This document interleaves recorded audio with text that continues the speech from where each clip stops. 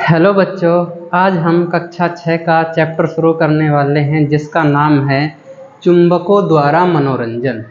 मतलब ये हुआ कि चुंबक के द्वारा क्या क्या क्रियाविधि हो सकती है, यह इस पाठ में हम पढ़ेंगे। तो चुंबक का पाठ है। सबसे पहले तो हम चुंबक के बारे में जानेंगे कि चुंबक होती क्या है। तो देखिए, हमने सभी बच्चे जानते हैं कि चुंबक कुछ पदार्थों के चिपक जाती है, जबकि कुछ पदार्थों को नहीं चिपका पाती। ठीक है, तो चुंबक किसे कहते हैं? कोई पूछे, चुंबक को इंग्लिश में हम मैग्नेट कहते हैं। ऐसे पदार्थ जो लोह पदार्थों को अपनी ओर आकर्षित करते हैं, अपनी ओर खींचते हैं या चिपक जाते हैं, ऐसे पदार्थों को हम चुंबक कहते हैं।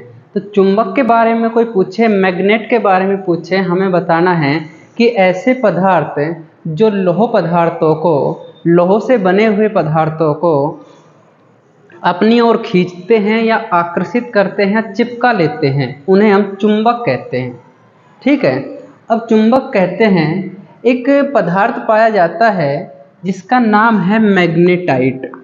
ठीक है, मैग्नेटाइट को प्राकृतिक चुंबक कहते हैं, नेचुरल मैग्नेट कहते हैं। मैग्नेटाइट को प्राकृतिक चुंबक कहते हैं। अब चुंबक की खोज के पीछे एक कहानी है।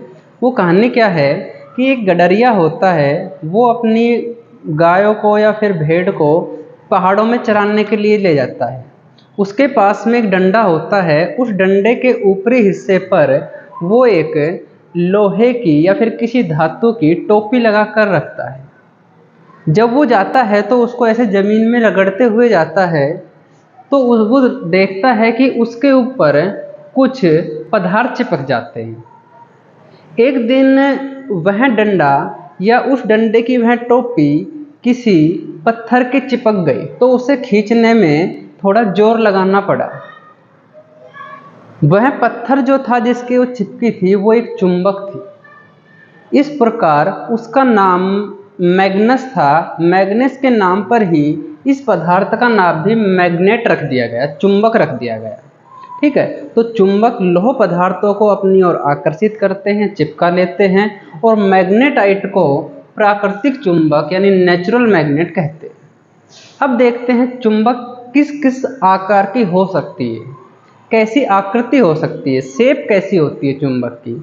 तो देखिए, चुंबक एक होती है छड़ चुंबक या बार मैग्नेट। छड़ चुंबक या बार मैग्नेट बिल्कुल ऐसी होती है। ठीक है, छड़ चुंबक या बार मैग्नेट ऐसी होती है बिल्कुल एक बार की तरह, एक चॉकलेट की तरह। ठीक है, नाल चुंबक या होर्सशू मैग्नेट, नाल चुंबक या होर्सशू मैग्नेट जो घोड़े का पैर होता है ऐसे निशान की होती है, ऐसी होती है नाल चुंबक या होर्सशू मैग्नेट। तीसरे नंबर के बेलनाकार चुंबक या फिर गोलांत चुंबक। ठीक है, सिलेंड्रिकल मैग्नेट या बॉल एंडेड मैग्नेट, यह ऐसी दिखाई देती है या बेलनाकार ऐसी दिखाई देती है।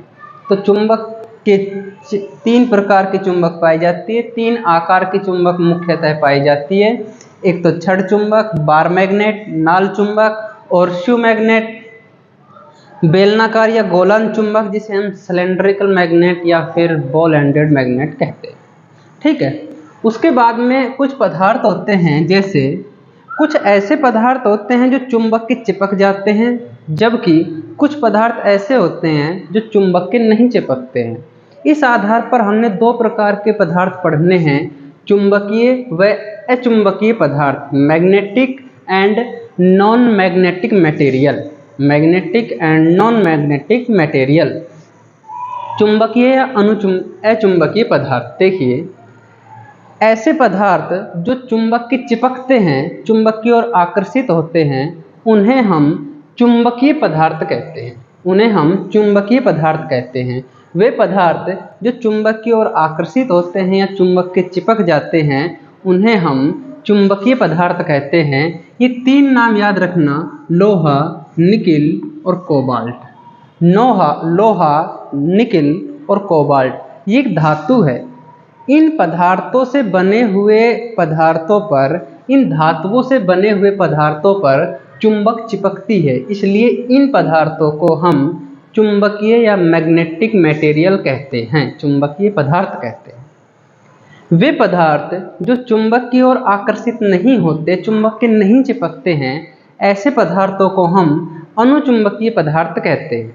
जैसे बेटा देखना, कपड़े के चुंबक नहीं चिपकता है, सूखी हुई लकड़ी के नहीं चिपकता है, प्लास्टिक के चुंबक नहीं चिपक रहा है, रबर के चुंबक नहीं चिपक रहा है, ठीक है। तो ऐसे पदार्थों को हम अचुंबकीय या नॉन मैग्नेटिक मटेरियल कहते हैं। वे पदार्थ जो चुंबक की ओर आकर्षित नहीं होते अचुंबकीय पदार्थ कहलाते हैं, जैसे रबर, लकड़ी, प्लास्टिक, कपड़ा, ये सब।